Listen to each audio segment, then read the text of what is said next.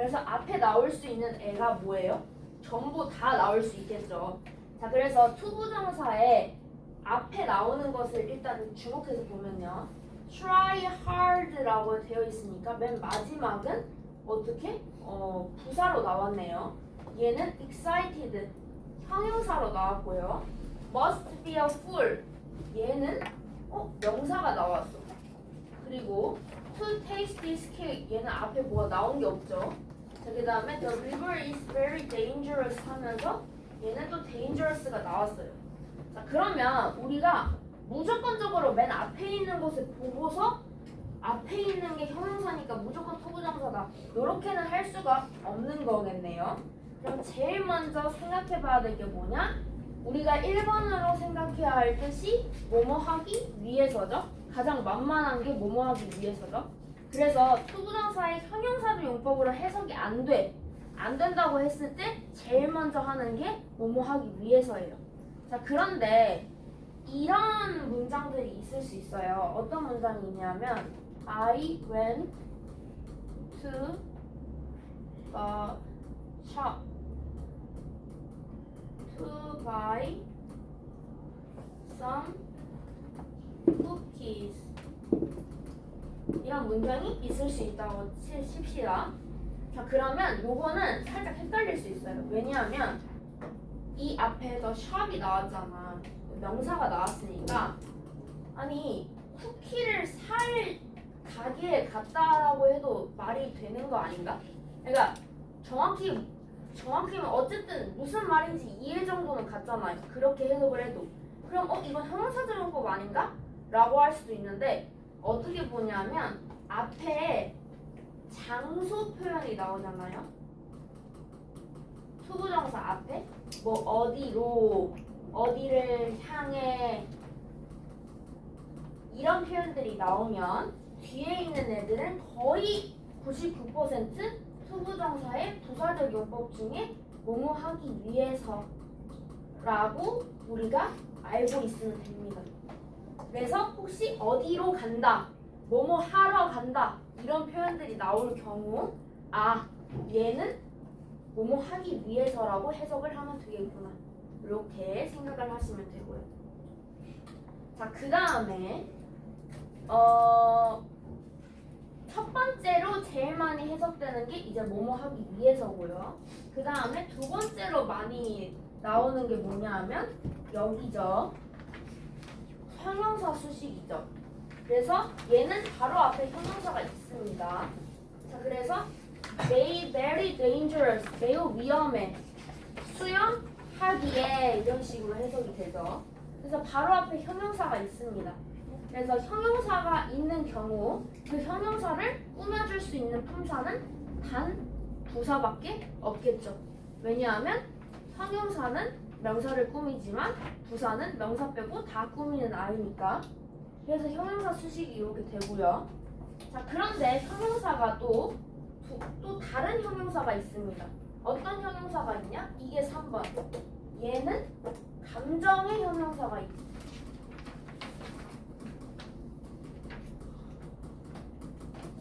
얘는 감정의 형용사가 또 있는 거죠. 자, 그래서 감정의 형용사가 있을 경우 난 매우 신나. 왜? 이런 말이 나와야겠지? 그래서 그 배우를 실제로 보게 돼서 이런 식으로 해석을 하시면 되겠죠. 그래서 앞에 있는 말이랑 자연스럽게 연결하는 게 어떻게 연결이 되어야 되는지를 좀 보셔야 돼요. 그 다음에 4번 판단의 근거. 자, 판단의 근거는 여기 앞에 있는 문장 전체를 많이 보는데 단어만 보는 게 아니라 사람에 대한 평가 있잖아요.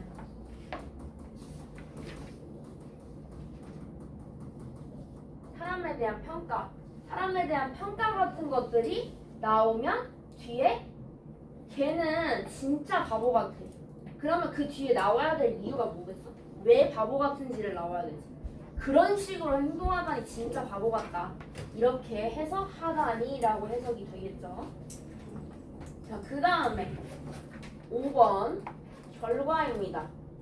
결과는 그 결과 뭐뭐 하다 이렇게 되어 있는데요. 나는 결과를 얘기할 때 세 가지 얘기를 합니다.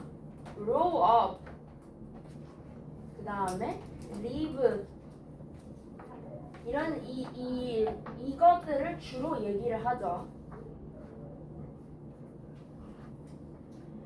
일단은 요거 두 가지만 뭐 놓고 봤을 때 grow up이랑 live 같은 애들은 얘는 자라다고, wake up도 그냥 같이 쓸게요. 살다고, 일어나다입니다. 자, 근데 이런 애들의 동사, 여기 앞에 있는 동사들이 대체 뭐가 그렇게 특별하길래 이렇게 뭐뭐 하다, 그 결과 뭐뭐 하다 라고 해석을 해야 하는가 라고 생각을 해봤을 때요. 자, 얘네들은 한국말로 해석했을 때랑 영어로 해석했을 때 우리가 조금 다르게 받아들여야 할 필요가 있습니다. 자, 우리는 이런 말을 쓸 수 있어요. 그 아이는 자라서 의사가 되었다. 이런 말 했을 때 전혀 이상함을 느낄 수가 없어요. 그래서 나는 일어나서 아침에 먹었다. 약간 이런 거를 했을 때 뭐 예를 들어서 나는 오늘 학원을 가기 위해 일찍 일어났다. 이런 말 충분히 쓸 수 있잖아요. 그래서 한국말에서는 자라다 살다 일어나다라는 이 동사가 별로 그렇게 특별한 동사가 아닙니다. 자, 그런데 영어에서는요, 얘네가 굉장히 특별한 동사 중에 하나예요. 자, 이게 어떤 동사냐면요, 의지가 아예 없는 동사로 봐야 돼요. 의지가 없다. 그러니까 뭔 말인지를 우리가 알아야겠죠. 의지가 없다라는 게 뭔 말이냐면, 자, 영어에선 이렇게 생각을 하는 거야. 자라고 싶어서 자라나요? 오늘 1cm 자라야겠다.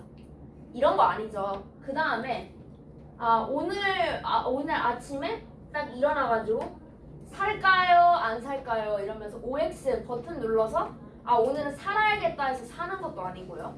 그 다음에 wake up, 일어나는 거. 내가 꿈속에서 이제 그만 자야지, 일어날 때가 됐다 이러면서 딱 일어나지는 게 아니란 말이야. 그쵸? 그렇기 때문에 얘네들은 내 의지와 상관없이 일어나는 동작들이에요. 그냥 사라지는 거고, 그냥 자라나지는 거고, 그냥 일어나지는 거야. 내가 하고 싶어서 하는 게 아니라. 자, 그래서 얘네들은 이 뒤에 만약에 뭐뭐 하기 위해서라는 말을 쓰잖아요. 그러면 굉장히 어색해집니다. 왜? 내가 의사가 되기 위해서 오늘도 1cm 자라났다 이런 느낌으로 얘기가 되는 거예요. 뭐뭐 하기 위해서라고 쓰면요. 그래서 굉장히 부자연스러워져요. 그래서 얘네들은 뒤에 하기 위해서라고 쓸 수가 없고요. 내가 이렇게 했는데, 그래서 결과 의지가 상관없이 이렇게 뭔가를 했는데, 그래서 결과가 어떻게 나왔다 라는 말밖에 해줄 수가 없는 거야. 나는 자랐어. 그래서 유명한 셰프가 되었어. 나는 살아서 100살이 되었어. 나는 일어났는데 우리 집이 도둑이 들어있었어. 이런 식. 그런 식으로만 얘기할 수 있지, 뭐 하기 위해서 라고 얘기를 할 수가 없다라는 거예요.